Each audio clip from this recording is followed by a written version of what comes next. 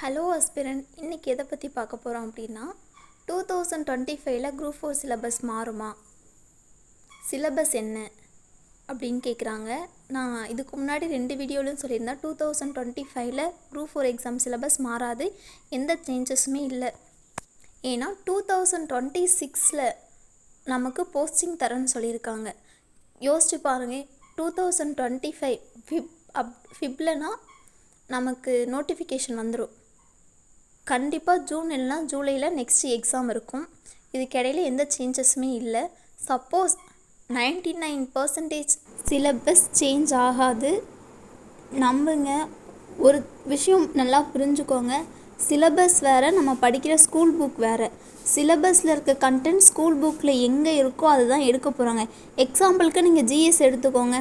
GS பொறுத்த வரைக்கும் அரசியலமைப்பு சட்டத்தை பற்றி கேட்குறாங்க. இந்த புக்கில் 1955 நமக்கு வரப்போகிற நியூ புக்லேயும் அதே தான் இருக்கும், 1955 தான் இருக்கும். ஸோ பயப்படாதீங்க, சமச்சீர் புக் மாறவே மாறாது, சிலபஸும் மாறாது. ஸோ இப்போலேருந்து படிக்க ஸ்டார்ட் பண்ணுங்கள். எல்லாரோட தயக்கமே 2025 குரூப் 4 எக்ஸாம் நடக்குமா நடக்காதான்னு சொல்லிட்டு இப்போ சொல்கிறேன். 2025 கண்டிப்பாக எக்ஸாம் இருக்குது. நீங்கள் அந்த எக்ஸாமை விட்டீங்க அப்படின்னா 2027 வரைக்கும் வெயிட் பண்ணி எக்ஸாம் எழுதி 2028 தான் போஸ்டிங் வாங்க முடியும். நமக்கு டைம் ரொம்ப நிறையா இருக்குது. ஒரு நாளைக்கு 2 மணி நேரம்னு படிங்க, கண்டிப்பாக படிச்சிடலாம். ஃபஸ்ட்டு தமிழ் அண்ட் மேக்ஸுக்கு இம்பார்ட்டன்ட் கொடுங்க. தமிழில் 99 மார்க், மேக்ஸில் 25 மார்க் எடுத்தாலே நம்ம கவுன்சிலிங் போன மாதிரி. ஸோ தமிழையும் மேக்ஸையும் முடிச்சிடுங்க. தமிழும் மேக்ஸ்லேயும் நம்ம நல்ல மார்க் எடுத்துட்டா ஜிஎஸ் ஓரளவு பார்த்தா போதும். ஸ்கூல் புக்லேயும் சிலபஸ்லேயும் எந்த ஒரு சேஞ்சஸுமே இல்லை. ஸோ அதை புரிஞ்சுக்கோங்க. கண்டிப்பாக 2025 எக்ஸாம் இருக்குது. இதை நான் நிறைய டைம் சொல்லிவிட்டேன், இப்போவும் சொல்கிறேன். ஸோ எக்ஸாமுக்கு ப்ரிப்பேர் பண்ண ட்ரை பண்ணுங்கள். ஒரு நாளைக்கு 2 hours ஸ்பெண்ட் பண்ணுங்கள் படிக்கிறதுக்கு. நானும் என்னால் முடிஞ்ச வீடியோவை அப்லோட் பண்ணுறேன். ஒரு பெரிய மலையை அடையணுன்னா சின்ன சின்ன மலையை தாண்டி தான் போகணும். ஸோ சின்ன சின்ன விஷயம் பண்ணால் மட்டும்தான் டிஎன்பிசி அப்படின்ற ஒரு பெரிய மலையை அடைய முடியும். ஸோ தன்னம்பிக்கையோடு படிங்க. 2025 வேலை வாங்குகிறோம், அவ்வளோதாங்க.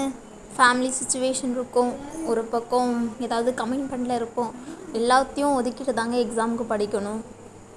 நானுமே ஒர்க் பண்ணிட்டு தான் எக்ஸாமுக்கு படிச்சுட்ருக்கேன். 24/7 நான் டிஎன்பிசிலே மூழ்கலை, நானும் ஒர்க் போயிட்டு தான் படிச்சுட்ருக்கேன். ஸோ உங்களாலேயும் முடியும், உங்களை நம்புங்க. கண்டிப்பாக 2026 ஜனவரியில் முதலமைச்சர் அவங்க கையால் நம்ம போஸ்டிங் வாங்குகிறோம். ஜஸ்ட் இமேஜின் பண்ணிக்கோங்க. எப்போல்லாம் நீங்கள் டைம் வேஸ்ட் பண்ணுறீங்களோ போஸ்டிங் வாங்குகிற மாதிரி ஒரு இமேஜின் பண்ணிக்கோங்க.